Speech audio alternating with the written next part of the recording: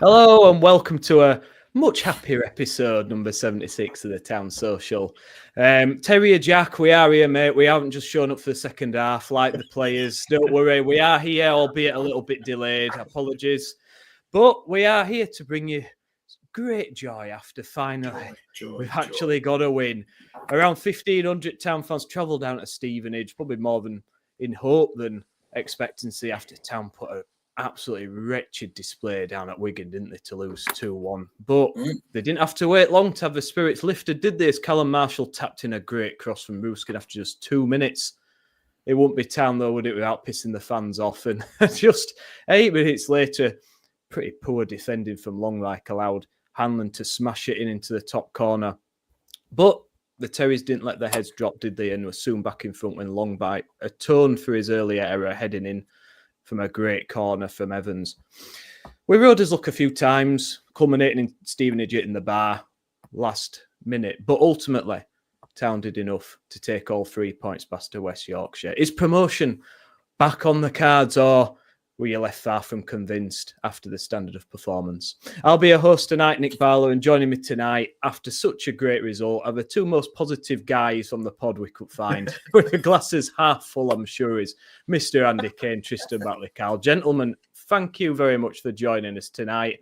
Everybody, welcome. Get your comments and your questions in as always, and we'll do our best to answer them for you. But let's get straight down to it, guys. If you would like to subscribe, by the way, boys and girls, we would very much appreciate it. YouTube, Spotify, please subscribe, follow us. It does wonders for the pod. And yeah, keep watching and keep engaging. We love your comments and your questions. Mark Harrison says improved display with round pegs in round holes and back to basics win. Andy, you went down there, mate. Good result. What were your thoughts? But just what Mark said. So I think Mark's done the job for us. So let's just go to pub. I think he's absolutely right. We seem to have players who knew what they were doing, knew what their roles were. It was the first goal was a bit funny because obviously it's down far end at Stevenage, and I didn't realise they'd scored until about 6 of them ran off to the side. We must have scored. So everybody would start cheering then. But yeah, it's a brilliant piece of work from Ruskin, who impressed me for the entire game yesterday. Looked quite capable defensively. And yeah, for me, deservedly man of the match for us. Callum Marshall worked like an absolute Trojan up front as well, without a lot of rewards.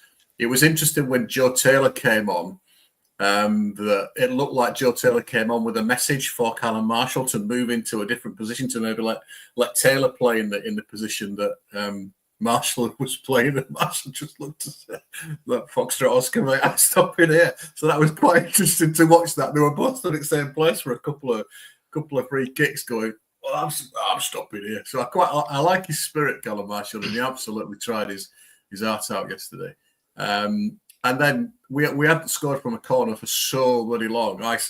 I'm going to claim credit for it because I used to have a thing back in Premier League days. So I'd sing, "Score from a corner, we never score from a corner," and I sang that and we scored. So that's my goal.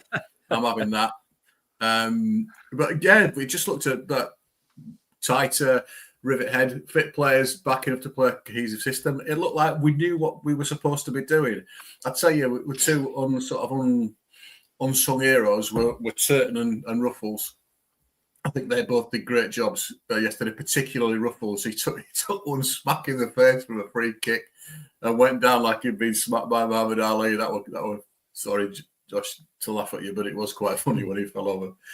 But I think that the key thing for me about yesterday was the away end.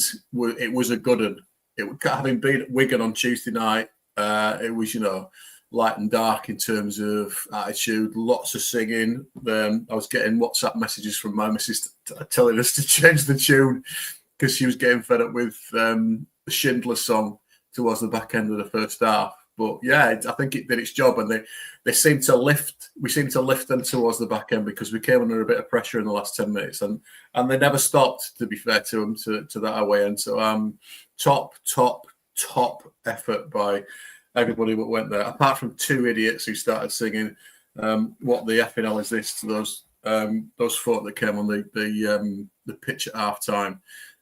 they got people with learning difficulties and what have you. That sickens me, that. But thankfully, nobody joined in, and there were a lot of glares. So there were a lot of people there at Stevenage yesterday, including Trent. So we met in the pub, had a nice chat. So we'll just tell you what we talked about for the next 30 minutes, and that'll be a summary of the day, really, I think. But yeah, I thoroughly enjoyed it. I never felt we were under that much pressure. We sort of kept him at arm's length, I felt. So I felt pretty comfortable, apart from that roof over the top that Longwick fell over and couldn't defend. But that lad up front, Hanlon, for them, quite impressed by him, quite a physical presence, quite sharp, held the ball up well. And that finish is a good lead, proper rifle by him. So he quite impressed me, but nobody else did. They were quite a physical team. A lot of, oh God, I just remembered that performance of the referee as well. He was absolutely disgraceful. But Liddington always is. He's a bit like Peter Willis back in the day. You know, for people of my vintage, just obviously it's town. But yeah, I think we just about deserved the win. It seems like every game we're saying this about refs in this league, innit? The utter toilet. And it's almost to the point where it's a surprise when you get an half decent ref that's, you know, that doesn't make silly decisions all the time. Rivet Head, hey up, mate. Good to see you again. Daz, evening to you. Steve B, pleasing to see us attack from the first minute and we score. Hope we attack more often from minute one. I agree. We tend to start games way too slow, too poor a first half, but actually, you know, yesterday it was really pleasing to go at them from the offset. Stephen Shepherd, evening to you, mate. Good to see you again. Evening, Terrier Jack.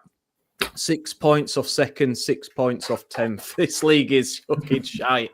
I agree. I mean, I don't, with the performances and the results we've had lately, the fact that we're fifth and 6 points off second is baffling to me. And had we won against Peterborough, we'd have only been 3 points behind, breathing down Wickham's necks, wouldn't we? It's crazy, this league this season, but it is what it is. Why do we play better at Tin Pot grounds? Oh, it's controversial, Rivethead. I think the thing is, mate, you know, the atmosphere as well. You've got to factor in the atmosphere, because at home, I mean, we will talk about this later when we preview Wrexham, but the atmosphere at home is, to be quite honest, awful. The away fans, much better. There's always that air of, even when it's one of the lesser sides, it's always that, it's us against the world sort of dig-in mentality. It's always a bit more difficult away from home, whoever you play against. And the away fans, you know, they're so brilliant, the town away following it. Again, 1,500 going down there, packing out that end, supporting the lads. I thought they were so loud from start to finish, singing all the way through towards the end of that second half. Really brought it home for them. And, you know, I just wish we had a bit more of that at home. But Tristan, mate, let's talk about Town's first goal, because that was the first big chance, really, pretty much, wasn't it? And Karoma does really well battling with a header. He forces the defender into a mistake, and then Marshall puts the press on, harries the defender again, and then it's laid off from Karoma to Ruskin on the left-hand side, and he almost feigns a shot, sort of shimmies round the outside, and then puts a great ball in for Marshall to tap in. I was really impressed with Ruskin's performance, mate, but I mean, that must have been, in that away end, that goes in second minute, it must have been bouncing. Yeah, it was. I would like to say it was bouncing, but as Andy alluded to, I think pretty much 1,500 people didn't realise we'd actually scored, or couldn't believe we'd scored, to be quite honest with you. So I'm not certain which one it was. No, it was good. It was good. It was, you know, and it's quite ironic, isn't it, really? You know, that we've gone back to 3-5-2 or 5-3-2, whichever you want to kind of dig it out of, and or even a bit of a, you know, I guess in and out of possession, different formations, but they looked happy. You know, the players looked like they knew what they were doing, and I was so nervous about Evans and Hodge in that middle of the park, and thought, you know, this could be trouble, and Chuera kind of playing in the 10, as you might, and to be honest with you, you know, I thought we mixed it quite well. But again, really ironically, we you know, the first goal comes from a kind of a bit of a punt upfield, and as you say, you know, Karoma does well, wins it. Marshall did what he did all day long, and did really well all day long. Grafted for it, and yeah, Ruskin and I'd echo Andy's thoughts with Ruskin. I thought he was his biggest threat, pretty much. He was an outlet on the left, and he did well with Koroma second half when kind of they sort of changed it up a little bit. So yeah, great little ball in, and to be honest with you, it's been something that's been missing all season, hasn't it? For the last, I don't know how many weeks, we've been putting balls in at kind of heading height and playing up against 6'5" centre halves with 5'9" strikers, and it's a bit pointless, isn't it? And I thought yesterday we did it quite often. Second half, Sorensen he didn't quite beat the first man a couple of times, but he put the ball in low quite deliberately. And I'm completely behind that. We're not a team that's going to bang headers in, so play to a strength. And I thought we did really well yesterday. So yeah, good first goal, and then all of a sudden, quite as you say, we're back at level pegs. And again, just to echo what Andy said, it makes such a huge difference when you haven't got a kind of crowd it felt a bit old school in the crowd yesterday. It didn't feel like it was a bunch of kind of expectant individuals waiting, expecting us to roll a team over. It just felt like a load of people that were there for a good day out. And they didn't stop. They weren't any moaning. There weren't any kind of, there weren't really any criticism. People were having a go at linesmen and referee and having a bit of fun about it, and to be honest with you, I thought it helped. I did think it helped. And then yeah, quite as we've alluded to, big Nige goes down the other end. No idea if Lee Nichols sat under a cross like that 3 yards out from goal, I'd be absolutely livid. But their goalkeeper did it, and Nige stuck on it back at net. So yeah, happy days. Yeah, and it was. Go on, sorry, mate. No, go on, Andy. Go on, mate. I think Nichols had a good game yesterday. I think I'm right thinking was he captain until Oggy came up. Yeah. They absolutely nothing he could do with that because that Hanlon absolutely rasped that into net. So he's not getting much on that at all. But there were a couple of saves second half. The one that he's tipped around the post could have been going wide, but there's another one where the lad's free on his own and he's sort of blocked it, came off his shoulder. So I think Nichols had a good game yesterday, and his distribution was much better yesterday. There were a couple of balls over the top that one to Sorensen in the second half that actually found his man, which was a joyous thing to behold and a rare beast. But yeah, so we had a good game yesterday, I felt. Top stuff. Michael Bottomley, evening guys, evening Michael, good to see you again. Adam Cottrell away support was brilliant yesterday. Well, I second that, and it did. You're right, Tristan. It looked a bit old school, mate. It's the sort of atmosphere I was expecting most games this season. To be honest, similar vibes at that Peterborough game, first away game at season. I were hoping it'd be a bit party atmosphere in there most of the season. I mean, you're not going to win every game, but just get behind them. There's going to be ups and downs during the game, innit? But I think away from home, especially, they can't be the same level of expectation because you're always up against it away from home, and that's when they need you the most. And I just thought the noise from that end was incredible. If you consider the turmoil off the pitch, and nobody's been happy lately, have they? With much with anything really at the moment. So. There certainly could be no complaints about the club and the team in terms of the away support yesterday. It was outstanding. I think it helped that Boothie was there. Boothie was doing autographs and doing selfies and stuff. And I don't think I've seen him at in an away end before. He might well have been there, but he was very obviously there. And there was even a banner outside that pub that me and Tristan were in. We all want a team of Andy Boos, I think. There was another one for Rambo that I've just seen on Twitter. Rambo legend, like he's passed away, bless him. But yeah, I think little stuff like that helps. He didn't bring his boots, Terrier Jack. There was a bit of a get the boots on, booty lad, when people recognised he was there. But just little stuff like that helps, I think. And it was just it were a nice tight away end, and that's one of the good things about the call them tin pot ground. It's not a tin pot ground, but it was a very sort of, you were all on top of each other, and it was a really good view as well. So I think all of that stuff sort of helps. And we didn't hear a peep out of the Stevenage fans, apart from there was a little tiny cheer when they scored, but that was it. So it was all, I think it was all us, and we dominated proceedings partly because of it, I think. Nice and tight, just how I like them. Jed Robinson, morning boys from Sydney. Sydney, oh, nice one, mate. The glass is half full. Get on, mate. That is what we want. Well, it's all positive this episode, I'm telling you, because I'm sick of being a miserable fecker every single week coming on moaning. So we're going to try and make it positive. But yeah, Joe Taylor, he talks about it was great to see Joe Taylor back, wasn't it? And, not to get too much off track, but just to have him come on, he did go down for a short spell after it come on, and hearts were in mouths maybe a little bit. But it's, are we finally starting to see some of these players come back? And Joe Taylor, I think, when he's fit and firing, hopefully he might be the difference towards the end of the season. So great to see him, wasn't it?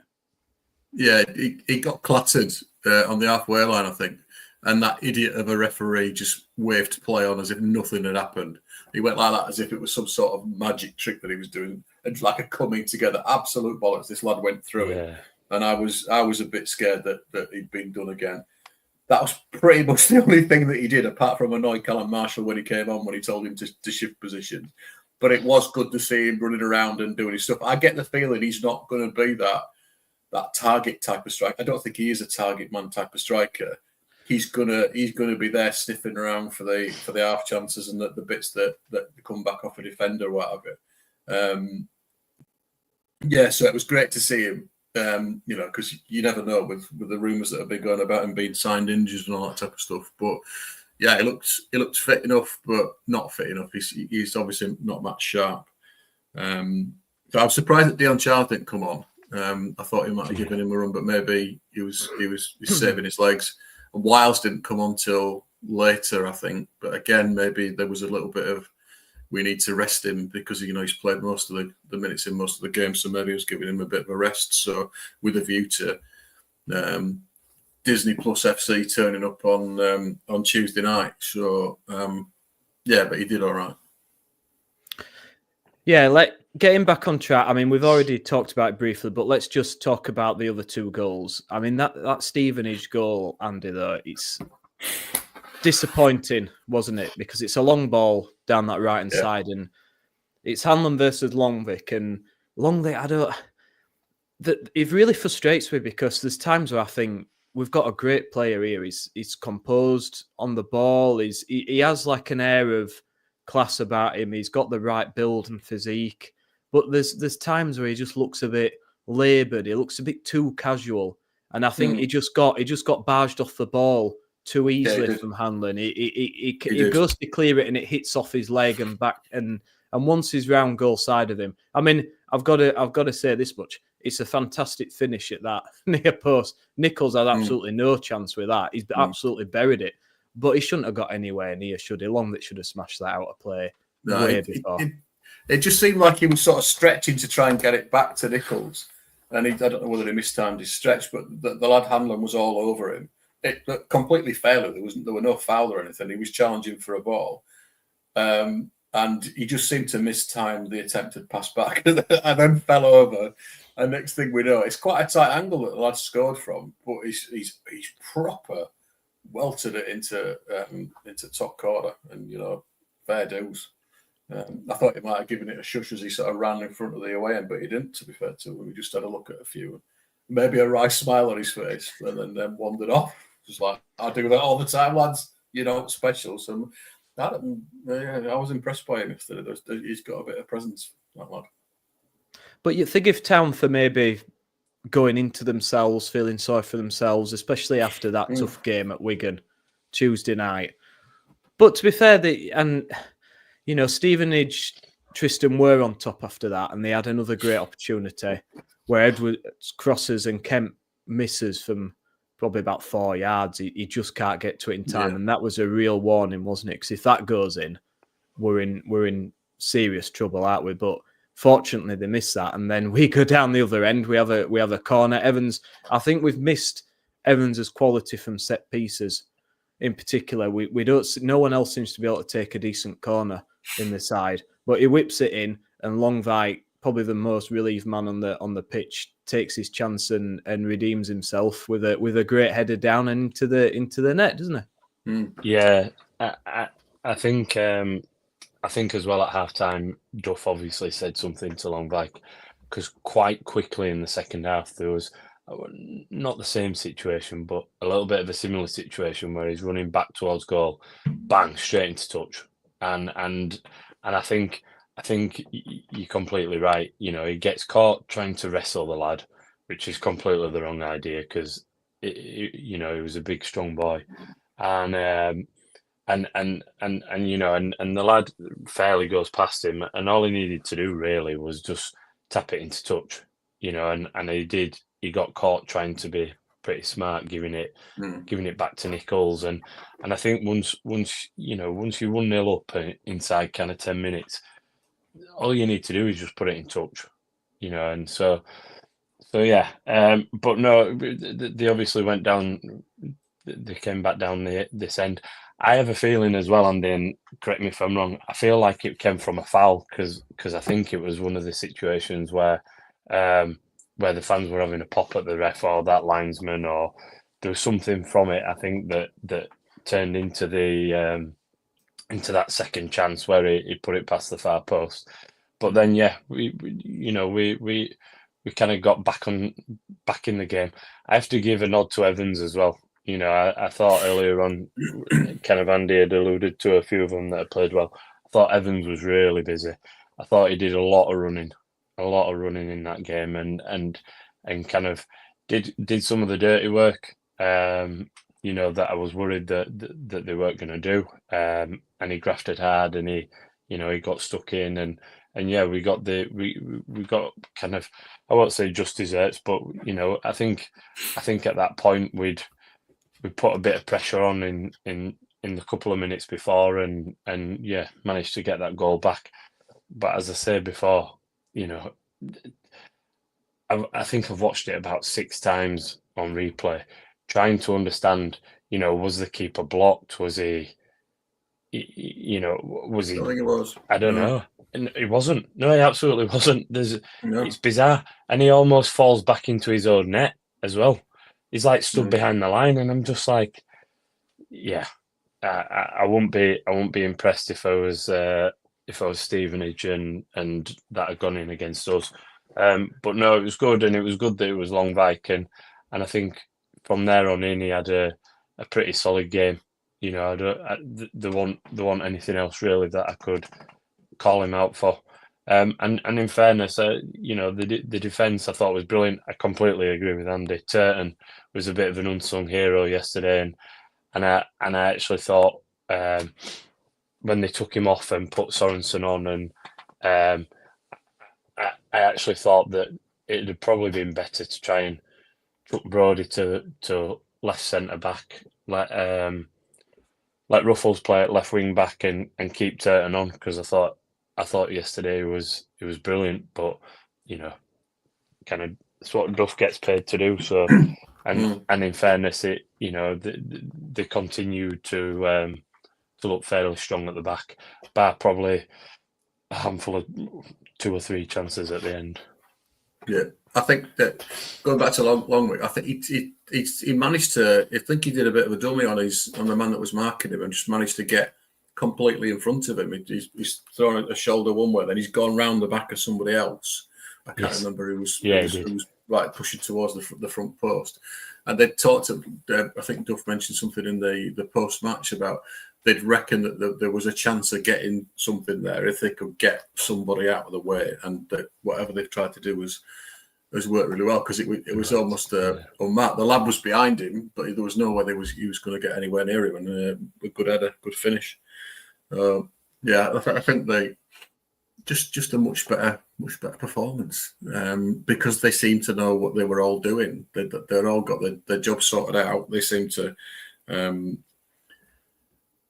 We just seemed to hold it, particularly first half when we were 2-1 up. We didn't go. I think we could have gone at them a little bit more. They seemed to be a bit more passing across the back. I can remember Evans laying it back into the centre halves a couple of times, and you think he could have turned and gone then, and maybe taken a bit of a chance. But maybe the idea was we don't want to give anything else up, particularly after that.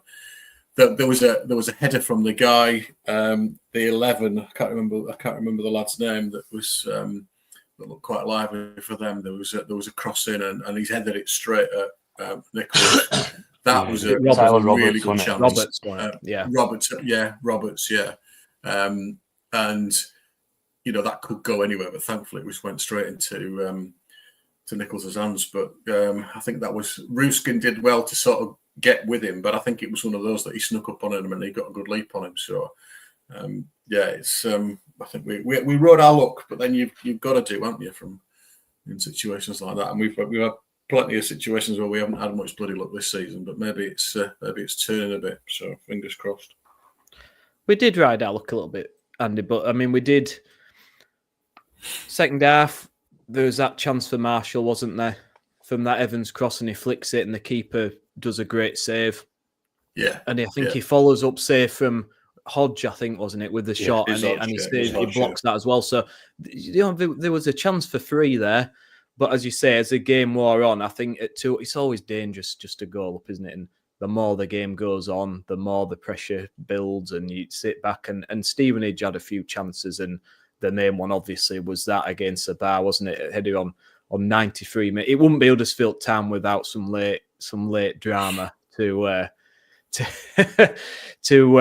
raise everyone's blood pressure. But at the end of the day, I think Nichols made a big difference in goal. I think he brings a calming presence, and he's very good shot stopper, isn't he? And Town, to the credit, they rode the storm and they managed to grind out the win. And I'm loving the positivity on here, guys. Thank you everybody for watching on YouTube and X and your comments. Dean Ball, hi lads, hi Dean, nice to see you, mate.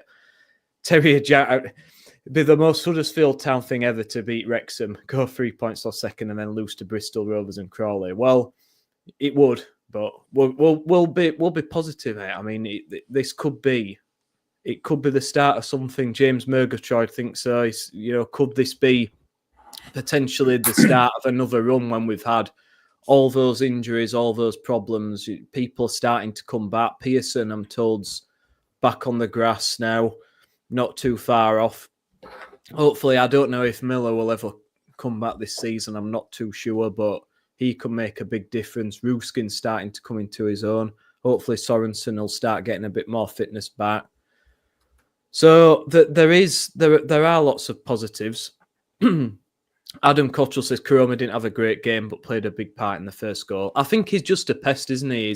Even when he doesn't score, he gets involved. He makes defenders nervous, and sometimes that opens up space for other people, doesn't it? Marshall, there's a comment there. Sorry, there's a comment there from Marshall Felt. The one thing was we actually managed to connect passes to each other. That was good to see. The thing that I noticed particularly early doors, that we were actually playing the ball faster than we appeared to have done in previously. Like Wigan, it was tediously slow, but actually there seemed to be a bit more oomph and a bit more energy in each of the passes that we were making to each other, particularly from Evans, and Hodge was trying to do that as well. I thought. I think the pitch was a bit poor. It was bobbly. There wasn't a lot of water on it, so that's sort of hopefully slick passing that we will try and do with the little combinations and the threes that they're trying to create on the wings. That was never really going to happen. But I think we did a good job of managing the ball. And apart from that header that's hit the bar was obviously unexpected, nerve-wracking, but I think we held our own really and probably deserved the win. But, yeah. You're right there, Andy. I thought quite a few times we bypassed the midfield, played balls along the floor mainly, but into strikers' feet who dropped it off. And it's something that's been missing a lot during this season. And and particularly against teams that are trying to defending low blocks, playing like that is something that we need to do more often. Getting the ball into strikers, get it up there quicker. And I think it was just after we scored the second goal, we got a ball. There was a bit of play, and we got a ball into Karoma, who did his kind of trademark chop inside and bent one, and the keeper made a good save from it. Yeah. And I think that whilst Karoma was relatively quiet, he has that ability to draw, as Andy alludes to, draw the kind of defender's attention, and really kind of it opens up some more space. So if actually they can play off that and they can work from that, all of a sudden it opens space up for other players. And there was a chance in the second half, and I think it might have been Ruskin played it into Karoma and then down the line. I can't quite remember who it was, and Marshall got in just in front of the keeper, and the keeper kind of pressured him just enough to kind of rush the shot, and he managed to get it past the keeper, but it hit the side netting. But again, it was just that kind of into the striker, off, and playing it in behind, and if they can get that going a bit better and a bit more consistently, we might have a bit of a bit of luck from that this season. I thought the keeper were going to wipe him out when he took a touch. He was just on a path to go through, and thankfully for them, he managed to pull himself out of that challenge. But he did manage to drive him wide, didn't he? And he was that'd have been a hell of a finish if he'd managed to score from that angle. I think one thing about thinking back to Wigan, although I don't want to remember Wigan because it was horrible, but Karoma was effectively matched out the game because every time he got the ball, two men were on him, both trying to force him down the line and stop the cut back inside. So they didn't do as good a job on him, Stevenage, I think, as Wigan did. And he obviously didn't have a great game, didn't Karoma, but he was a pest. And it was always an option as well. I think Marshall did much of the centre forward work, but so it might have been a quiet game for him, but there's still plenty of quality with Josh Karoma, and I think he seems to be reveling in it a bit at the minute. Looks like he's enjoying himself, and if one player starts to enjoy himself, then another one does, and then another one does, and then suddenly you've lifted your spirit. I think what I wanted to really see was some character and some fight after the debacle of Wigan on Tuesday night, and saw it. Ryan's question about was Chiroma playing? No, he just he didn't have a great game at all for me. I think Ruskin outshone him completely. But if we could have those two on the sort of wide attacking threats at some point, I know your fullbacks are probably going to overlap into that situation if we're playing 3-5-2. But they are dangerous and they can get crosses in. But if it's the flat low cross like the ball from Ruskin to what's his name, Marshall, to score the first goal, that's going to work for us. If for the lofted crosses like Sorensen's been trying to put in, the similar cross to the one that he put in that Karoma scored off in the return fixture at home, they're just not working for us at the minute. So there was a definite change to ball on the deck into feet and see what we can do with it and hold it up there rather than because it just kept coming back at Wigan and we were under pressure. So yeah, much better.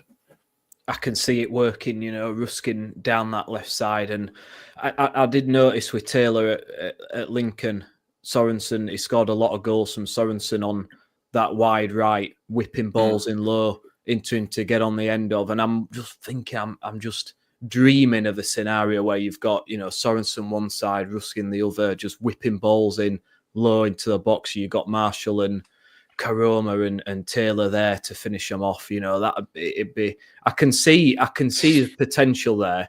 It's just getting them all playing on a consistent basis together, and that's why I've always had a bit of sympathy for Duff, because everyone's slating him about the performances, but the fact is we've just not had a settled side, have we? Because every time we get people up, we get another injury, and it mixes everything up, and we're not having chance to develop any decent partnerships on the pitch, are we? And that's really hampered us. So I'm hoping now these players are coming back, we'll start to see a few more partnerships, a few more decent patterns of play developing. Ryan Windle says Marshall, my man of the match, and I agree. I really like Marshall. I love his energy, his tenacity. He never gives in, always hassling, always harrying.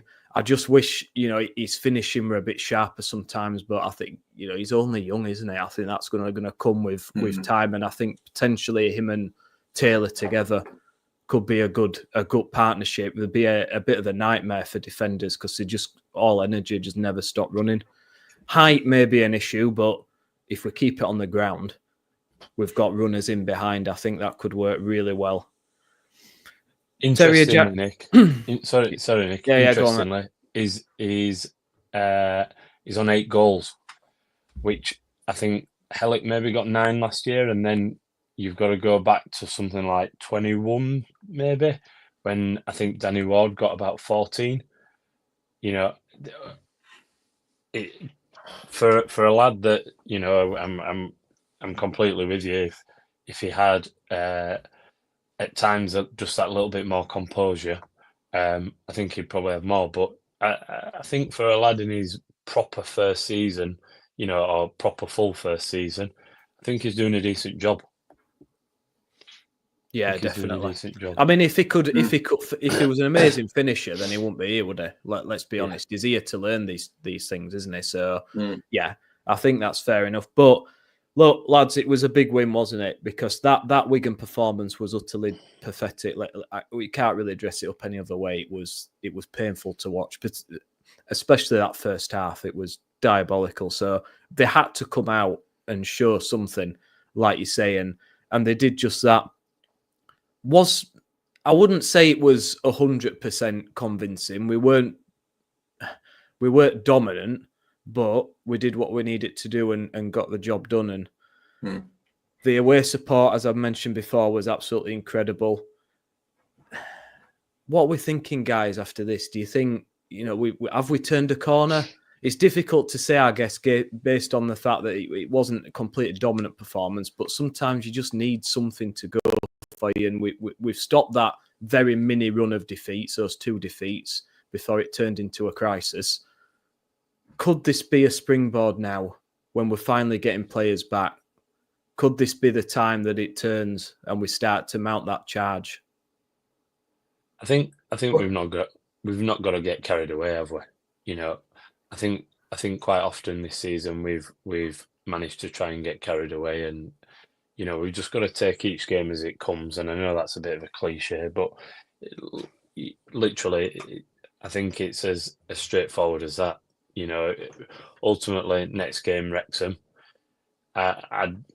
Absolutely. I'd hope that we can go and beat, a promotion rival kind of thing. But genuinely, I would be happy taking a point and then going and trying to win the kind of next handful of games, because I think at this point in the season, you just haven't to lose ground on other kind of promotion rivals around you, and I think all the teams have, I don't think they've got kind of all of the big teams up there, but each of the teams I was looking yesterday have got games against, your likes of Charlton and Leyton Orient and people like that, as have we. But I think you've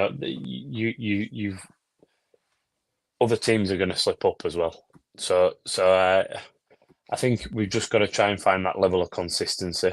The lads have just got to go out there, and I think as you've alluded to, Nick, I think it's just about showing a bit of fight and a bit of kind of spirit, and give the fans something to back. And I think on Tuesday night we as fans have got to get behind them. It ain't going to be easy. We spoke in previous podcasts about Wrexham, and in particular how they played against Birmingham. They'll be up for it. But they'll also be off the back of a kind of 3 or 4 hour journey across, and we've got to get into them. And I think Wrexham will be all energy, and I think they'll be on top of us. And I think we probably just have to stand our ground a bit and try and do what we do, and like we did on Saturday. I think we've got to play to our strengths, and I think they'll probably have the big lads up front. They seem to be kind of top loaded with the big lads up top. The likes of Lee and Jay Rodriguez, and I can't think of the other lad's name. Fletcher.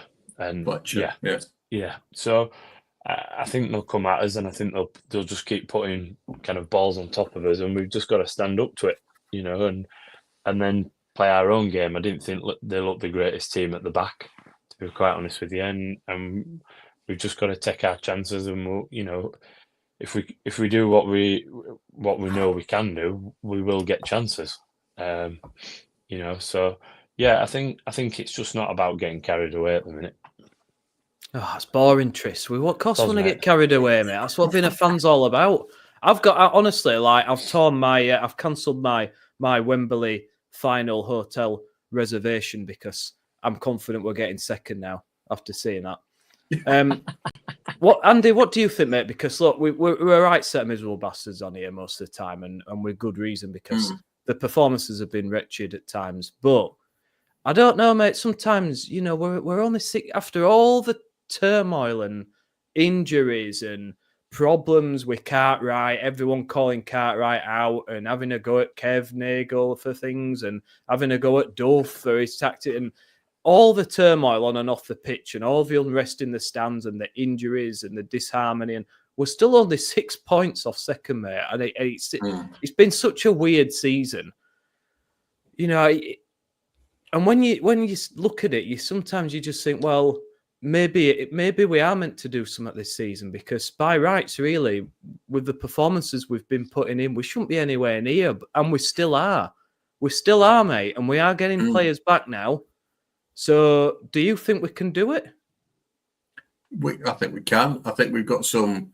I think what are we on? 58 points to get playoffs. We probably need, let's say, 80 points. That's 22 more points. So we've got Wycombe to play, we've got Wrexham to play, we've got Stockport to play, we've got Charlton to play, we've got Orient to play, and then we've got the sides we seem to struggle against are the ones that are towards the bottom of the league. So we have got the opportunity. If we look at it as like the last 25% of the season, can we get 22, 25 points from 13 games? I think it's 13 games that we've got left. And you've got to say, yeah, we can. We absolutely can.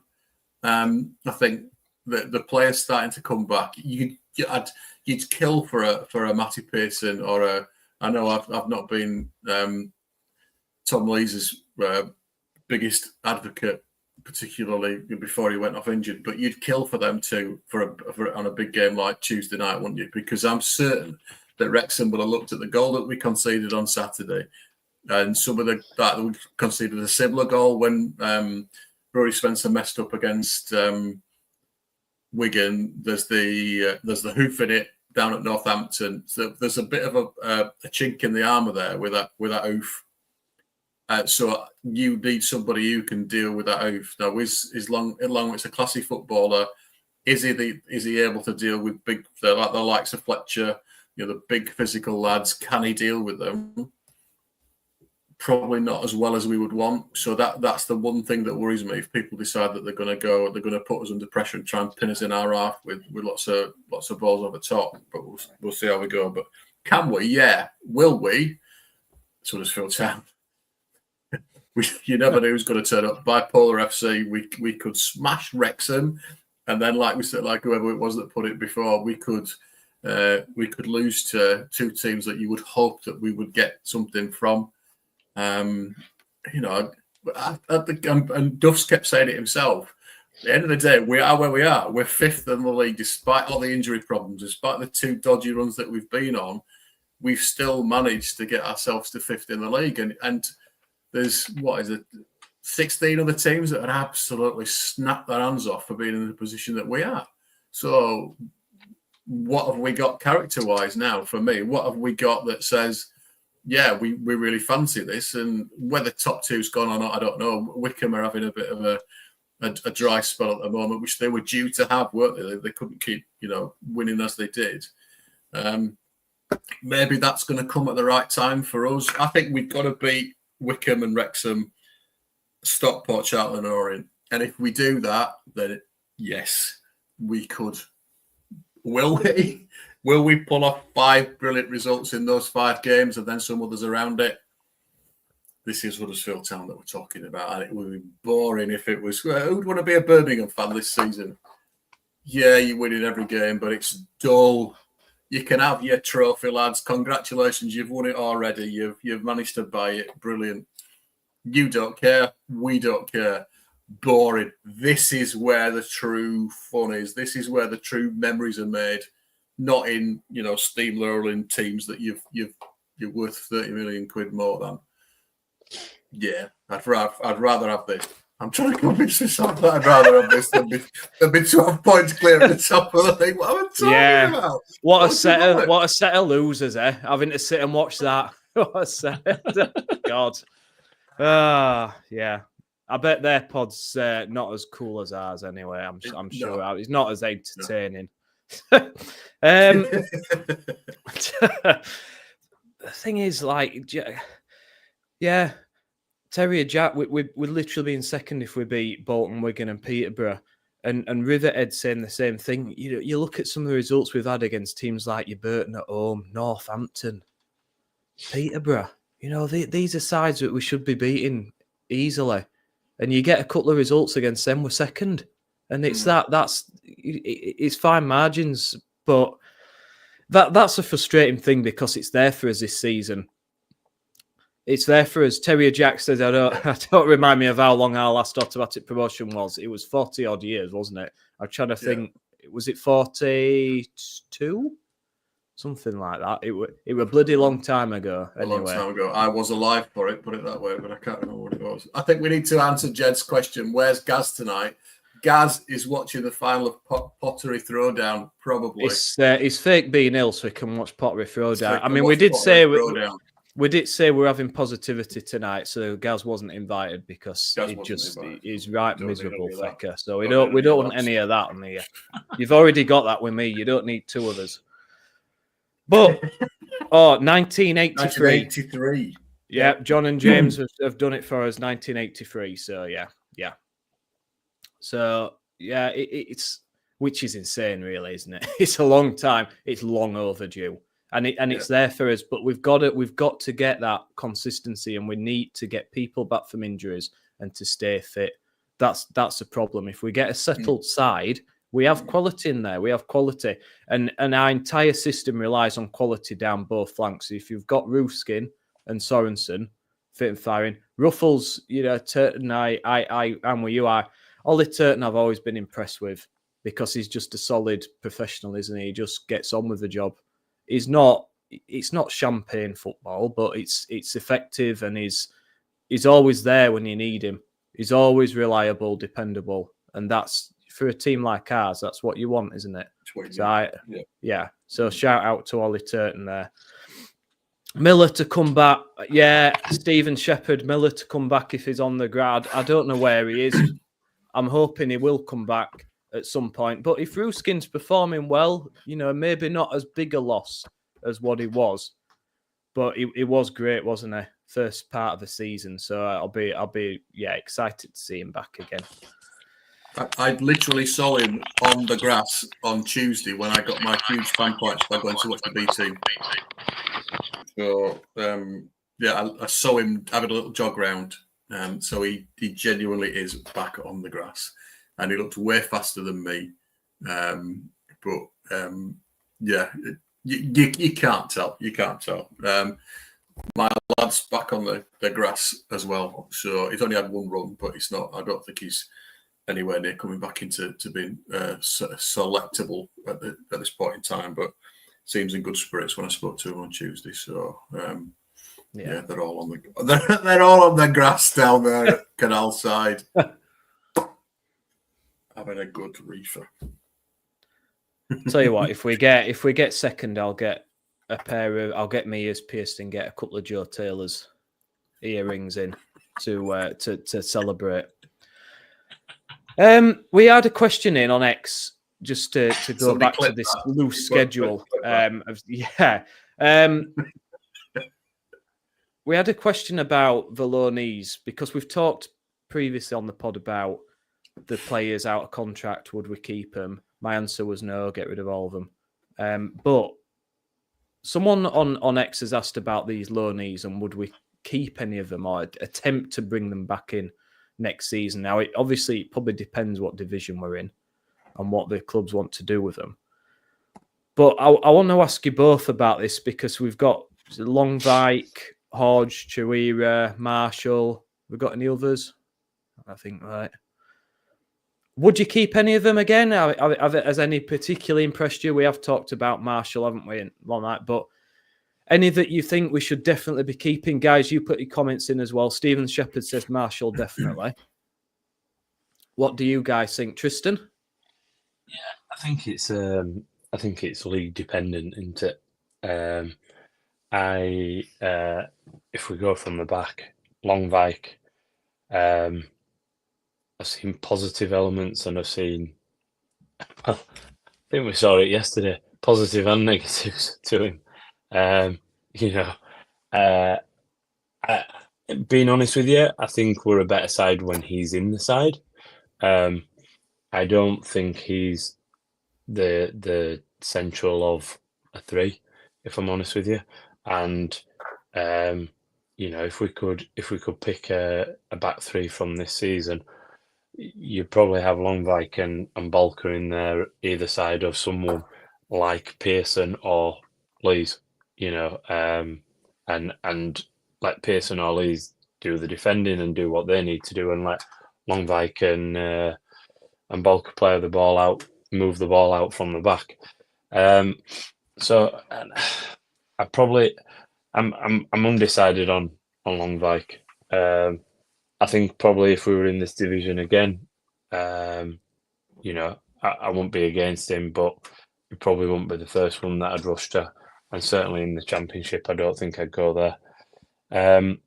Hodge, I'm quite clear on this one. I just don't think it's worked.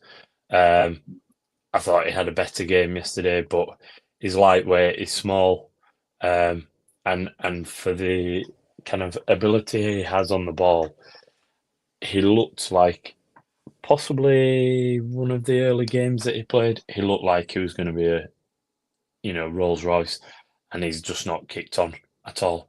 And I anticipate that this loan move for him was trying to achieve that completely. Was trying to get minutes, was trying to move his game on, and I won't say we've seen that, to be honest with you. Who else have we got? Chawera, I think, has pepped us up a little bit. I thought, as has been alluded to yesterday, wasn't his best game. And I think in a congested midfield, he wants a little bit too much time. Whereas I think outside, when he's out on the wing, he gets that time a little bit more to kind of hesitate and use it as he does. So again, I think probably Chawera, if we're in Division 2 or League 1, I won't be against him coming back, but again, not a Championship player. And then Marshall, probably similar. If we're in League 1, I'd have him back. I think he's decent. I think he's got exactly the attitude that you want from a player, and certainly a lad that's come from the Premier League. He's come and he wants to show what he's about, and he wants to graft, and I like that about a player, and particularly a young Premier League player as well. But I don't think he's probably quite got the quality yet in the Championship. I think he'd probably get bullied a little bit in the Championship, a bit more so than he has in this division. That said, if we got into the Championship, I would hope that he would be playing with a lot better players than that would probably feed his skill set better than what we have done this year. So yeah, I don't think I've missed anyone. I think they've done all right, but no more than kind of 6 or 7 out of 10. Probably a 7 out of 10 that's been pulled up by Marshall, been probably an 8 or an 8.5. Andy? Yeah, I think it just made a great point about it being league dependent. I think Hodge is a definite no for me. I think somebody's put him at too small to be a defensive midfielder. I was quite impressed with him when he came on at Rotherham. I think that's where he made his first appeared at Rotherham, and he looked to have tricky feet. And I think he drives the ball forward well sometimes, but I've just not seen enough to make him. When we've got the likes of my lad here, I'd rather give him a chance or somebody from within the club than bring in somebody. I think we're helping Wolves out there, but I'm not sure what we're getting from it. So, no for me. Chirewa, I really like him. He seems like a free spirit. He seems like he's just something different. So, and he has, 8 Premier League appearances. So you don't get to that level without some level of quality about you. And like Tris said, if they're playing in a higher division, you should have more quality around him. Should be able to create a bit more space for him. So I think I'd probably have him back as an attacking threat. Marshall, I would have back because I think he would be a great backup to Taylor. And we've signed Dion Charles, haven't we? But do we see him staying with us if we were to go up? Taylor for definite. Charles, on what we've seen, I don't know. I don't know whether it's not working out for him or not. Longwick, I think there's just too much frailty of it. He's a class footballer, but then he's got that tendency to switch off, hasn't he? That Duff's alluded to earlier on in the season, and they wanting to play football when the time's to put it into Rosette. Whether he's working that out, whether he will get that drummed into him or not, I just think he's a little bit lightweight for if we go up. But certainly a good player. I don't think he's been quite as good second half of the season as he was first after his injury. So maybe he's finding his way back. Maybe a bit harsh. So Marshall, yes. Chirewa, yes. Longwick will be division dependent. Hodge, not for me. Thanks. Yeah, I'm similar. Hodge, no for me. Longvite, it depends. If we go up, no, because I think they'll just have him on toast. So in Championship is it's too suspect. But League One, I think it's worth seeing him again. Marshall, yeah, I think he's a really good prospect. Really good prospect. Will he make it in the Premier League? I've my doubts, to be honest. But I think sort of lower end Championship, top end League One, I think is absolutely fine. So and Chirewa, I don't know. I've not seen enough of him really to form much of an opinion. He's okay, but no more than that. So I'd probably say out of all of them, Marshall really, and I think that's reflecting some of the comments on here. Terry Jack, we've still got Ladapo for 1.5 years. We're being positive, mate. We're trying to be a positive podcast. Don't bring us down now. James Murgatroyd, are we all definitely sure on Bolker? No, I'm not, James, because he's injured all the time, and that's with too many players that are injured all the time. He's shown promise in patches, but there's no good having good players that never play. Tristan, this what do we do with him? Because when he's come on, he has looked half decent, although I think he's a bit suspect in the air, but on the floor, very, very good. But if we're hardly seeing him, what's the point? Yeah, listen, I think there's probably a bigger question here. If no matter what at the end of the season, he'll be the only centre back in the club, or in the first team. Pearson's out of contract, Leesy's out of contract, Longvike is going back. So I think to bed 3 new centre backs in if we continue with this 3 at the back, and not include him, it will be a tough ask. And then there's the question of, I suppose, does Brodie Spencer count as a centre back? Is he a kind of wide centre back as part of a three? But I think we have to persist with him, and I think I would hope that we can get a decent pre-season into him. I think he was really unlucky this year. Ultimately we don't know whether he would have been all right or not. There is this kind of thing around him that he's been pretty injury prone. Prior to him arriving at Town, for the last 3 years before arriving at Town, he played relatively consistently. I think one of the seasons he played nigh on 40 games, week in, week out, doing kind of 90 minutes in, I'd say 95% of those games as well.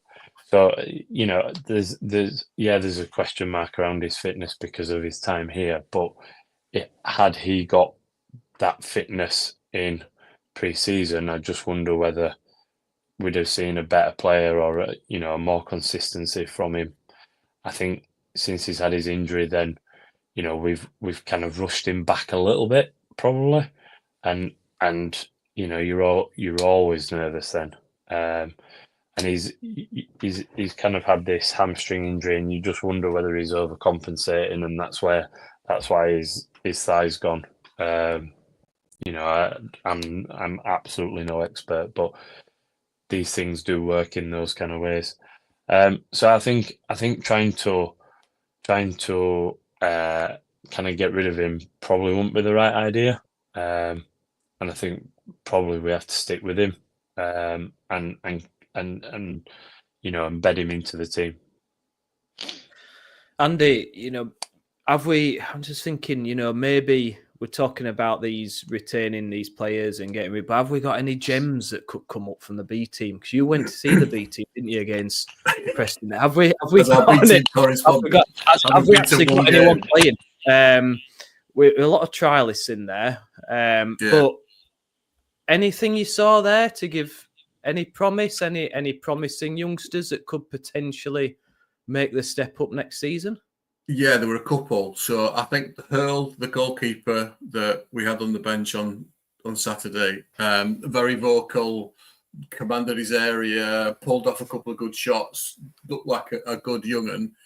I think that, because I'm not too great with names, but the number 11 who had hair like Sideshow Bob, so I think that was Michael Stone. I think he looked really good. Really, really good. He had a couple of chances in on goal. Probably should have scored. He might have even scored one of the goals actually, but just lacked a bit of confidence. But he was sharp, direct, very strong. So I was really impressed by him. The guy, the kid from Blackburn Rovers that had been talked about on today, he was playing. I think he was number 6, and he looked a good one. There was another one of them playing. So Tom's brother was there. He was one of the trialists. I've no idea what's happened, but he looks class. He's a centre half, and coped with a real big handful of a kid up front for Preston North End. So I think he did really well. His other centre half partner looked really good as well, but they're not going to sign all the trialists, I don't think. I think Connor Falls has definitely got a chance for next season, although obviously he wasn't there. He's playing away at Curzon Ashton, I think it is.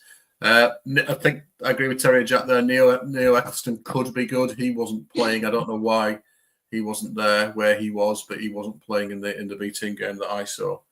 So I think the thing for me has always been, does Michael Duff trust youth?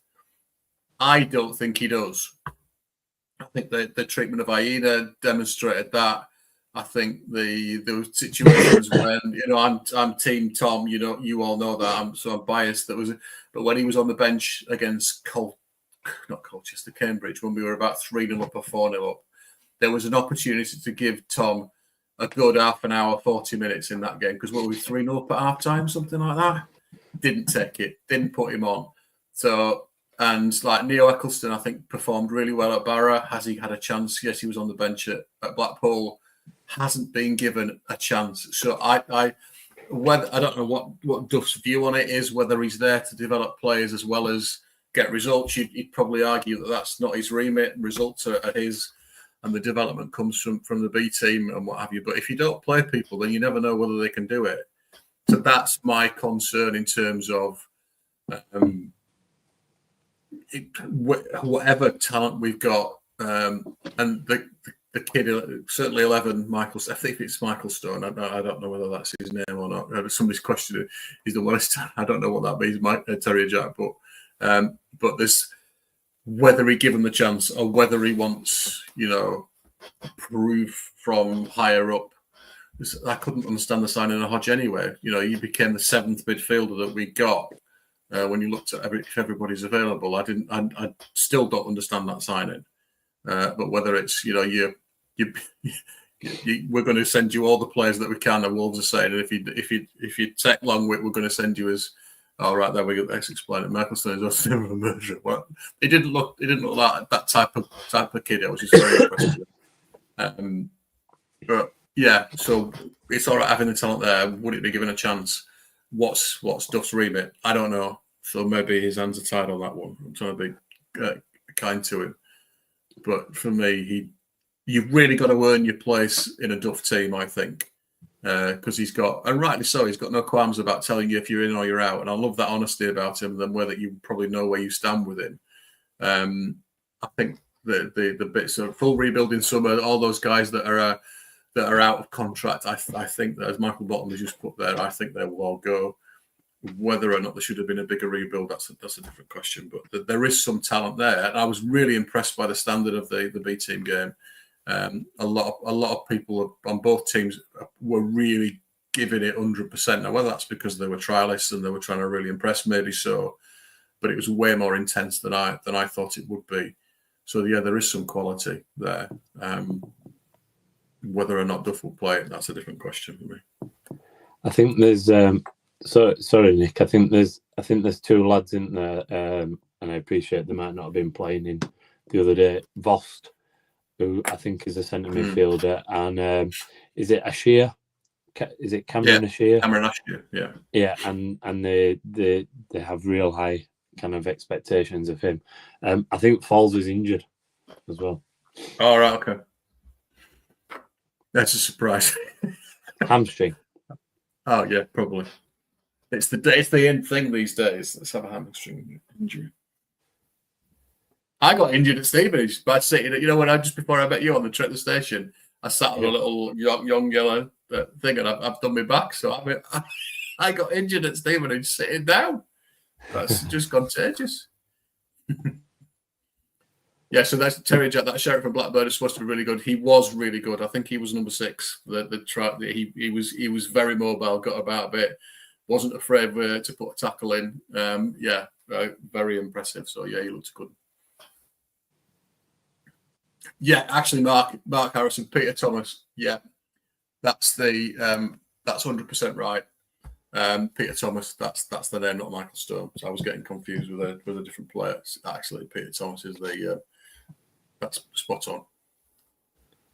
Yeah, I'm surprised Blackburn are letting that Sherritt go, because he was highly rated by all accounts. It's a bit of a weird one, that, but we'll certainly take it if he proves good enough. And I think, Andy, you're right. In an ideal world, we would loan a lot of these out, wouldn't we? I think Yependu, was on the cards for a loan, but then he got injured. Yeah, I think hoping loan them out to low division, hoping that they come back like the next O'Brien and can impact the team. I think that's the plan, but it's just getting them the loans that are right for them in the right style, and it's difficult, isn't it? But I also think that some of these players, that they're only going to learn how to play properly when they get the chance to play proper football. Yeah, and you take the Hyena as an example, most recent one against Peterborough. You could, on the one hand, you could argue, is he trying to protect in there because the atmosphere wasn't exactly great. But on the other hand, we were going to lose a game anyway. We were offering nothing at that point. So really, is he really going to make such a poor impact that everyone's going to be screaming at him out of all the duds that were on the pitch that day? I don't think so. So I think you've got to. There's a point where you've got to either give them a chance or you've got to let them go, because otherwise, what's the point? So it sounds like there's a few promising youngsters in there, and that's what you want as a football club, particularly like ours. You want to see those lads coming through, don't you? You want to see, and particularly if there's any homegrown ones in there, you want to see that. So yeah. There's a lot of talk of rebuild in the summer. I'll believe it when I see it. If we let every single player go, that's what I'd do. I think sometimes you've got to have a proper cultural reset and just start afresh. And I think if we can get rid of all the players that are out of contract and start again, go with our gratitude. They've been really good for us, a lot of those players. And I don't want to sound disrespectful by saying just get rid, because they have been really good. But I think at some point you have to start afresh, and whether we'll do that, I'm not entirely sure. Though there's still a part of me that thinks, are we going to think it may be easy just to keep one or two of those for one more season, particularly the defenders? Because, like you said, Tristan, we ain't many left if we let all of them go. Are they going to take the easy way out and offer one another contract for a year? I don't know. I'm not sure. We shall see. But moving on to Wrexham then, guys. Hollywood FC. Deadpool my ass. It's going to be a tough one, innit? Is that a request? No, it's not a request. It's not a request. Okay. But Wrexham are one of those sides that pisses everyone off because they don't play amazing football, but they know how to get the job done. Industrial, hard-working. They've got a really good team spirit. They've got a lot of pros in there, seasoned pros that know what they're doing. And it's going to be tough. It's going to be tough, isn't it? They're going to make it hard work for us. But if we have any ambition, and we say this all the time, but if we have any ambition of being in the top two, we have to go and win on Tuesday, don't we? Yeah, absolutely. Again, I think the better in the form table than us at the minute. I think they've got 10 points from the last 5 games. To our 9, but they seem to be able to get a result is what I would say, and I think that's why in some respects Town, if we can get a result out of them, it'll be a big boost for the lads. I think they've got a glut of striking options now, haven't they? Fletcher, Sam Smith, Rodriguez, Elliot Lee. I can't think of the other big lad's name. I don't think he's played in a few weeks. And then Fletcher as well. And I'll be honest with you, I think in the last 5 games, Smith might have scored, possibly Elliot Lee had scored. But other than that, I think they're and I'm just going to jinx it, by the way. Now, they're all going to bag hat-tricks. But I think they've probably missed. I think McLean's been injured a little bit in the past couple of weeks, so they've missed McLean and his kind of ability on the ball. But I do, from what I've seen of them, they are a team that just keep putting the ball back on top of you. Not always with quality, but pressure, the harrying defenders. And so I guess, with Longvik, he's got to be on his game, and he's got to be prepared to get shut of that ball, because they'll be on top of him. So yeah, I think it'll be a tough game. I think if we can try and play our own game, as I alluded to before, and try and use a bit of width, get down the flanks like Ruskin and depending if Sorensen starts, Sorensen. I think we've got to focus on our own game, and we've got an opportunity. Some of the lads up top seem to be just getting that little bit of positivity back, and having Taylor back hopefully will lift people a little bit. So yeah, I think there's cause for a good game, and I hope we can just get something out of it.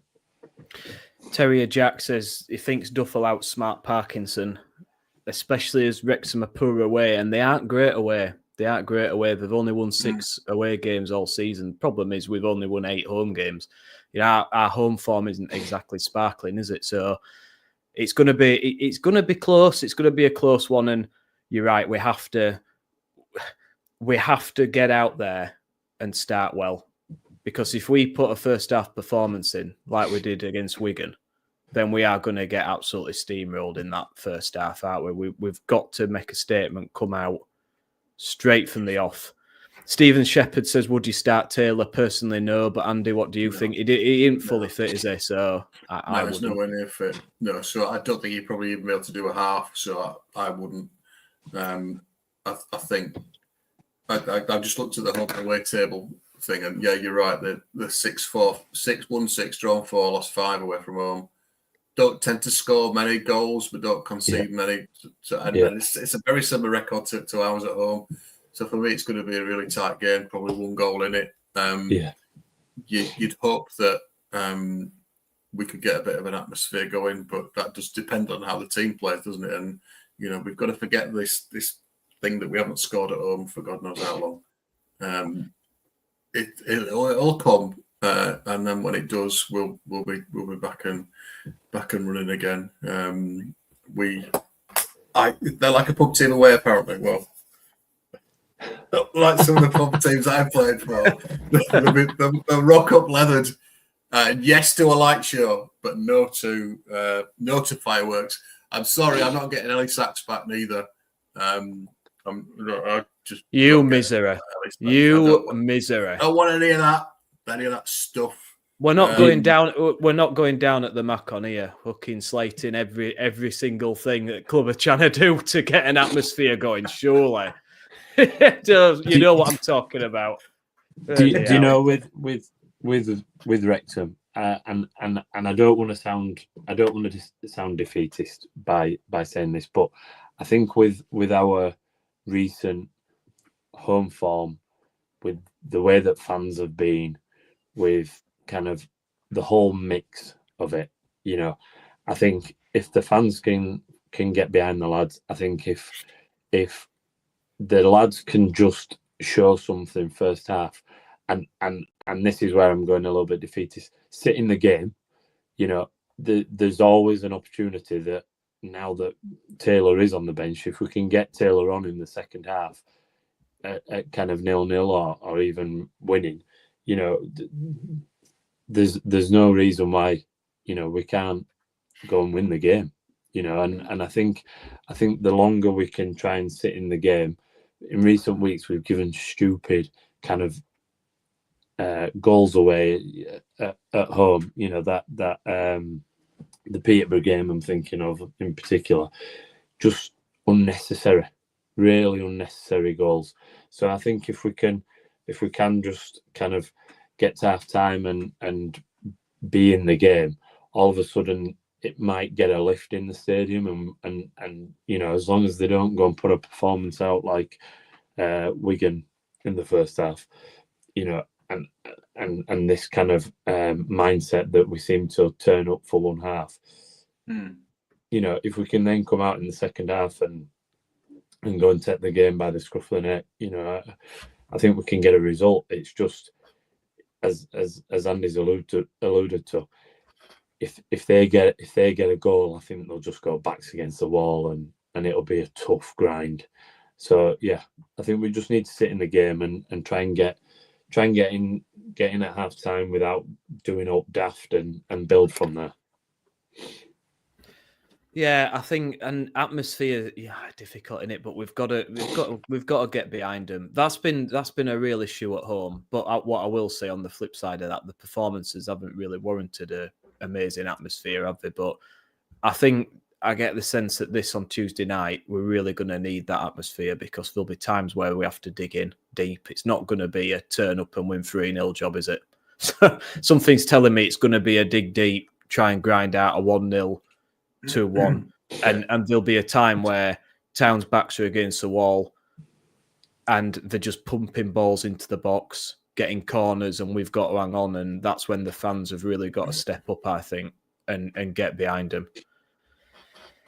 Well, I'm just going to flash back to Brighton at home in 16-17. That performance is incoming. Let's channel Rajiv Malaparas and Naki Wells and Casey Palmer. Yeah, who else played all that night? Well, they all did. Izzy Brown. We've got no Aaron Moy, Izzy Brown. Yeah, we've got to pull a performance out somewhere this season that says we're worthy of being a contender. And what better time to do it than after a great away win, a tough place to go on Saturday. In front of that, what's that big bloody bowl thing, Cosm Bowl thing they've got that they're selling tickets for in Los Angeles? Yeah. Get that on, get the John Smiths on that, have a look at that, have a look at us on that, and then just get down the camera lens and give it some of this to them that are That's what that looks like on your 180-degree screen, giving it that one to them. The old Yorkshire wave. There we go. The old Yorkshire wave, yeah. We're due one, aren't we? We're due one, and we're progressively, fingers crossed, getting better. I'm talking myself into it here. It's the hope that kills you, I think somebody put back earlier on. It will be what it will be. It's all part of the infinite game. It's all good. But, it would be lovely to pull a Brighton-esque performance out of nowhere on Tuesday night and just properly put the cat amongst the pigeons and then just see what happens. Terry Jacks, that down at the Mac thread about chance, the dislike, and every single chance. Every single one of them. That's mentioned. I love it. I love down at the mat. I absolutely love it. It's great. Is Duff under pressure, lads? Quickly, because we had Mr. Nagel tweet, didn't we, during the week after the Wigan game. He said, "I hear you loud and clear. Trust me." I mean, I don't know what that meant really, because no's happened since. So I don't know. No. Is he hearing? Because everyone was saying Duff out, Cartwright out. So I don't really know what that means. But I think everyone could see Duff looked relieved on yesterday, didn't he? He looked relieved. He did. Look, there are so many. There are lots of circumstances where, and I know that there's a lot of people that are Duff's biggest fan. They don't like his style of football.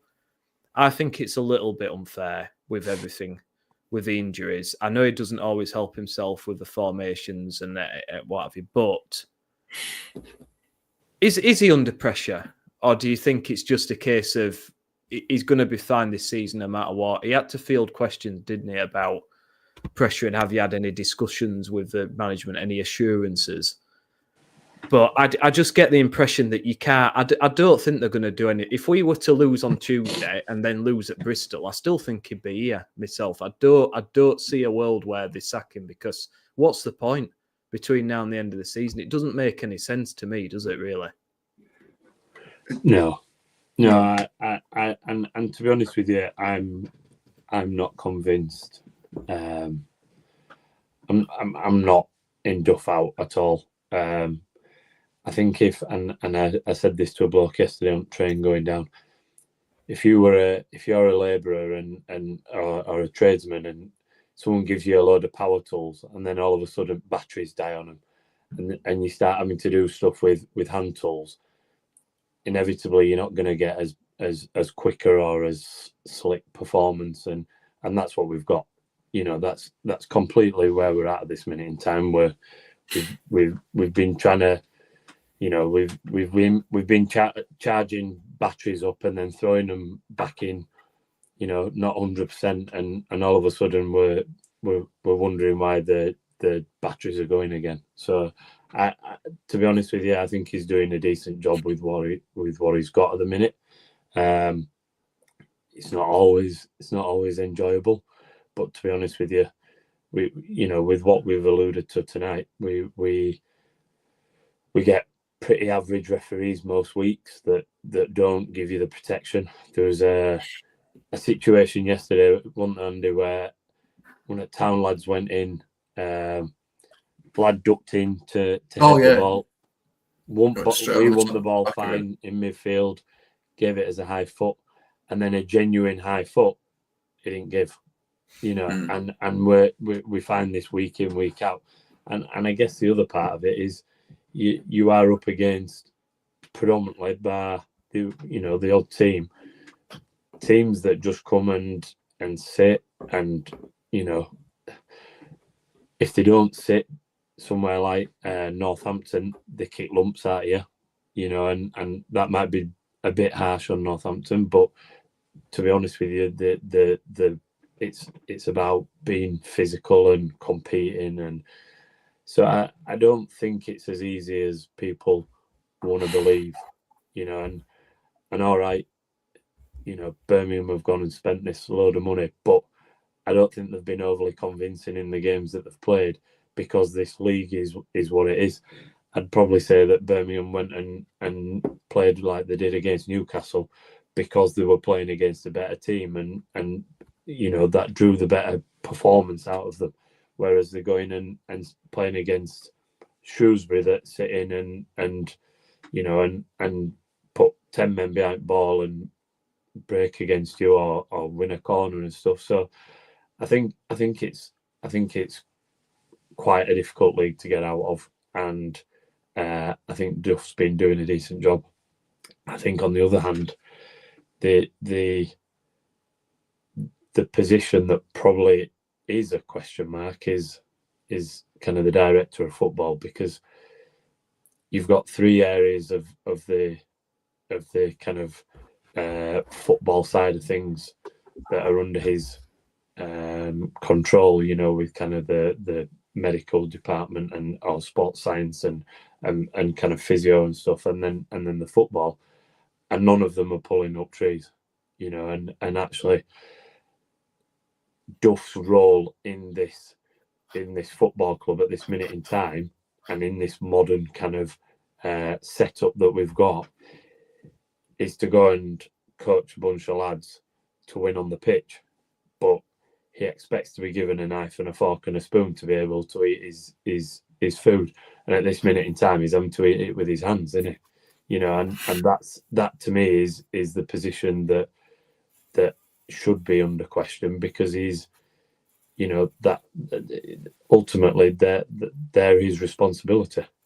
He is trying to give Duff the tools to be able to go in, week out, and put on a decent performance, and he's hamstrung every.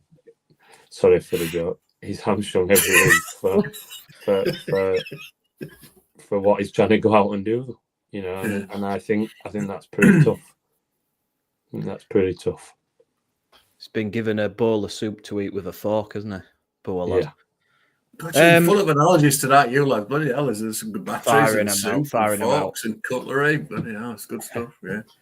Right, finally, let's get on to some predictions then. Come on, lads. I mean, it'd be nice to do. I wanted to do a live pod after it, but I don't think we'll be able to. Or it might just be me just recording myself moaning, which I'm sure no one will want to listen to. If there's any ideas, by the way, anyone that's listening that you want on the pod, if you want any kind of, live post-match pods or any kind of live post-match, join in and chat or anything like that, let us know, because we're always trying to improve things, and it'd be useful to know what you guys think we could do. But guys, let's have us predictions. I'll start for a change. I think we'll win 1-0. I think we'll scrap a 1-0 because we're due a good win against a good side. They looked no special to me when we went there and we got that 0-0. We kept them out then, and I think we can keep them out this time. I know the defence is a bit different, but I do think it could be it's difficult. I think Rivethead said this is a fork in the road potentially for us, and it could go either way. But I do think getting that win on Saturday was bigger than it looked. I think with the players coming back, the confidence, I think we can get the win. And I think that could kickstart something. I think it could kickstart a bit of a run, and then who knows where we might end up. So I'm going to go 1-0, and I'm going to go Marshall to score. Andy? Ideally, I think it'll be a tight victory. I would have said 1-0 as well, but that's what my heart says. My head says probably a 0-0. Looking at the way that they don't score many, don't concede many. We're struggling to score at home. I'll go 1-0. I like some of what Terry Jack's been on 2-0, and I think he put something that I think called a penalty. I'm not sure what that is. I haven't seen one of them for a long time, so somebody has to explain what that is. 2-0 would be brilliant, but I would hope for 1-0, but expect a 0-0. I'd like to say 1-0, but I'm going to say 0-0. I think it'll be a tight affair. I think there's a big reliance on the selection here, and I'm intrigued as to kind of what Wrexham throw out as well. If McLean's back, I'd probably like to see Turton out on that wing instead of Sorensen. I think he's up for the battle, is Turton, and I think he's more solid defensively. And then I think as well, is it Rathbone in midfield is busy. He's really busy, and I just wonder whether Hogg and Wiles back in there. I appreciate Hogg. He doesn't have the ability to get here, there, and everywhere. But I do just think he'll bring a bit more organisation to the team and a bit more a bit more positional sense, I think, and Wiles brings a bit of energy. That said, I know we've alluded to in the past Wiles and Evans struggling to play together. Let's hope that they can kind of get on and find a bit of a partnership. But I think it'd be good to see Hogg and Wiles back in that midfield. Yeah, Jed, I'm all for positivity, but 4-1. I mean, I'll if we win 4-1, I'll crack it champagne out, mate. That'd be incredible. Terry Jack says whatever the result will be overreaction for the fan base. Yeah, they will, mate. Yeah, you're right there. Nailed that. He's nailed that, hasn't he? We've got you clipped up for your earrings thing. Somebody just DM'd me a clip of it. I haven't played it back, but we've got you, mate. So we're not getting second, mate. We're not. I did. I hope not now. Look, if we do, we do. I hope we do. We're due an automatic. It's just, it's there for us as well with the results. It's poor league, man. I just get that consistency. It's going to take, and I've said this all season, it's going to take at least 4 or 5 wins in a row to get that gap closed and get back up there. Can we do it? Do we have the resolve and the determination, the consistency to do that? I'm not sure we do. But maybe I'll change my mind if we beat Wrexham and then Bristol. Maybe we will, but we'll see. But guys, I think we'll call it there. We've done an hour and a half, and it's been nice to have a bit more positivity on the pod after those last few results. It's nice, and let's hope if we get the win against Wrexham, maybe it can kickstart something. Jed says Wolgar's getting an earring. Who knows? I think if we get second and go up, he'll do anything. I think, but we'll see. We'll have to ask him. You can ask him next time he's on. But guys, thank you so much for all your comments and questions. It's really great to have you all engaged, and please subscribe to YouTube and Spotify. It really helps the pod. And yeah, if you have any suggestions on things you'd like to see from the pod, any different shows, just DM us on X or add in the comments, and then we'll have a look at it. If you want to come on as well, Stephen Shepherd's already been on. If any of you guys want to come on, just DM us. You can come on and chat with us. It'd be great to have you on. And Tristan, thanks for joining us. I've been Nick Barley, your host, and yeah, ears open for 3 points on Tuesday. We'll see you after. Up the town. Up the town.